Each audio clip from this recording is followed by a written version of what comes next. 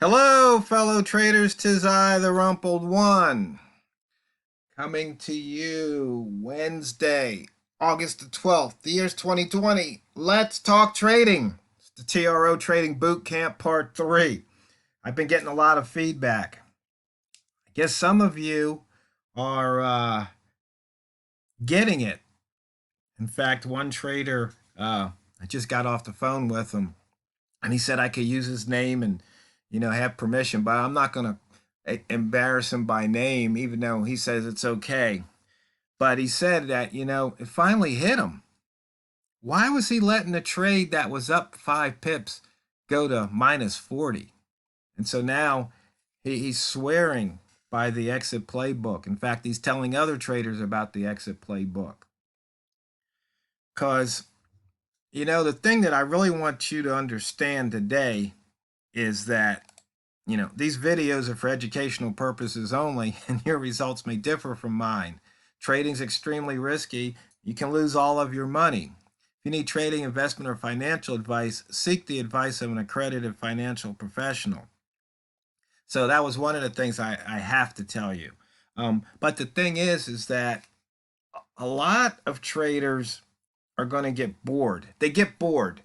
It's like, oh man, this horizontal line, that's all I do. And I got this exit playbook, and it's like it's a job. Okay.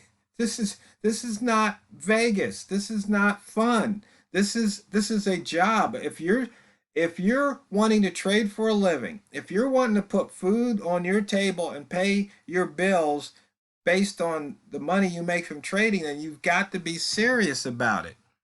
And it's grinding it out trade by trade, day by day.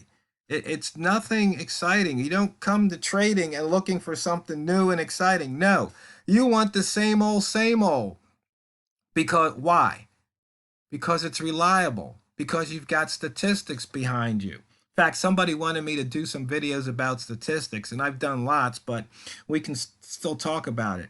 And the other thing is that it's so boring. It's so easy for you to look at that email or go to that trading forum and look to see what somebody else is doing. Ooh, looks like they're making money.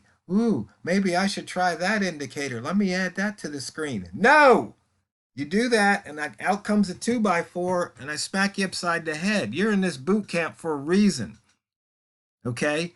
You're here because none of that crap works. You're here because you want something that does work. And the thing is, it's you. It's not that other crap. I've been telling people, uh, you've got to quit looking for the solution outside of yourself. The solution lies within. Okay? And that's why trading is a sorter. It's going to sort you out. You're either going to go into the winner's bin or the loser's bin. There's only two bins when it comes to trading. You're either a winner or a loser, okay? And that's about trading. And the thing is, why is that? It's just that's it's because that's the way it is. The why. Either you're making money or you're not. And the thing is that there's so many people out there that know how to lure you in. And I was watching this video about, trading, and one of the things that in that video, he used the term dependency culture. And it really hit home because I see it all the time, not just in trading, but in life. You know, if you've been watching my videos for decades now, um, sometimes when I talk about things other than trading, which I rarely do anymore because it people don't listen. Number one, number two, it's like what's the point, right? But the thing about it is that I classify people in one of three ways. You're either a sheep, you're a shepherd, or you're a wolf.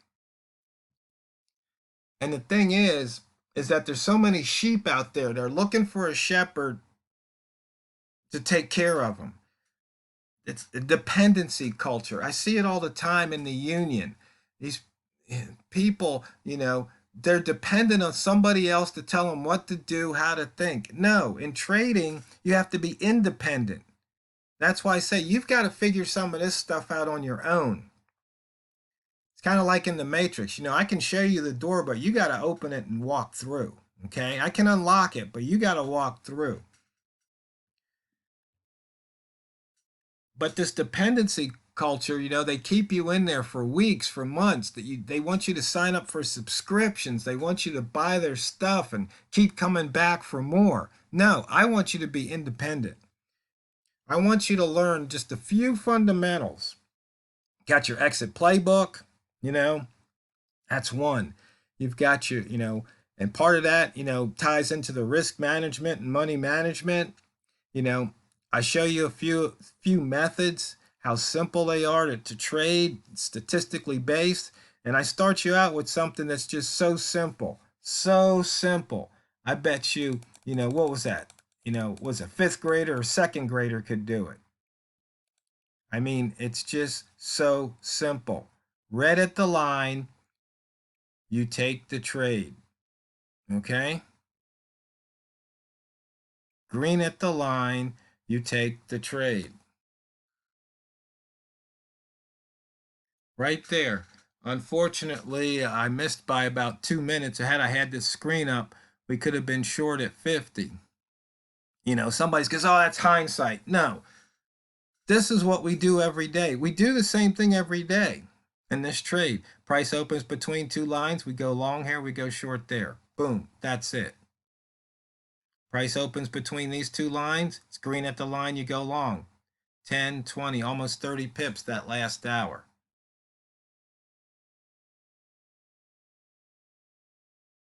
I, I don't know how to make it any simpler. I don't think I can.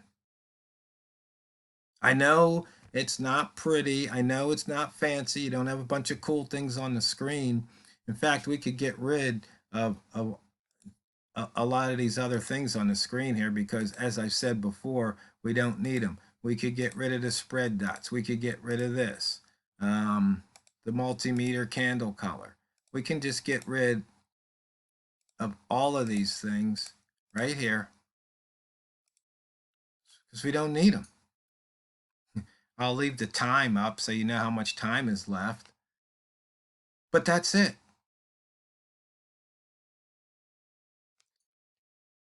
Simple, clean, boring. Okay? This is so boring, right? Where's the cool lines and all the squigglies and all the other doodads? But this is it. This is trading right here. The other things, once you master this, they're just reminders. They're just helpers. But you got to learn how to do it first. It's like learning calculus or trigonometry. You got to learn how to do it with paper and pencil before you get the computer or the calculator out. Because if you don't understand it, what good is it? You have to understand it. And see right here what happened. You were up a couple of pips and the market took it back. This is why you have to take it while you can, because the market will take it right back. So if you were short 50, you'd be down 5 pips right now. Right? But you were up 2. And you have to learn that making 1 pip is better than losing 4 or 5. And the thing is, see, get another opportunity right here. There's another opportunity. 50. You're at the line. Right there, live. You see that? What happens? What happens next? I don't know. Is this trade going to be a winner or a loser? Don't know. We have to wait and find out. Right now, the ask is not wanting to go under 50. Let's see what happens.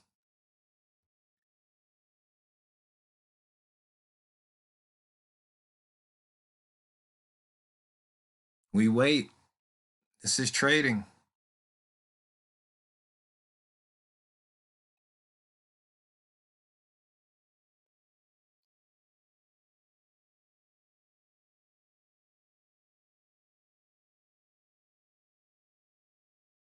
It could go for us. It could go against us. Don't know.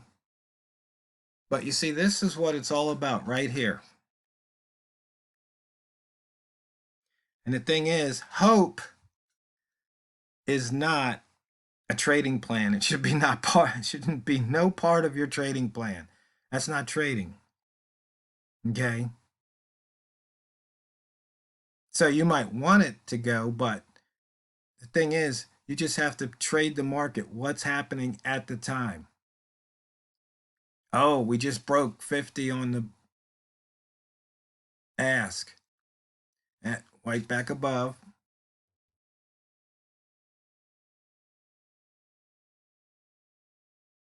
But what's the market telling you right here? It's telling you something. Are you listening? It's a struggle, right? You can see it. Because you see, if we put that trade on a 50, this is all we care about. Now you're up a pip and a half. You're up 2 pips.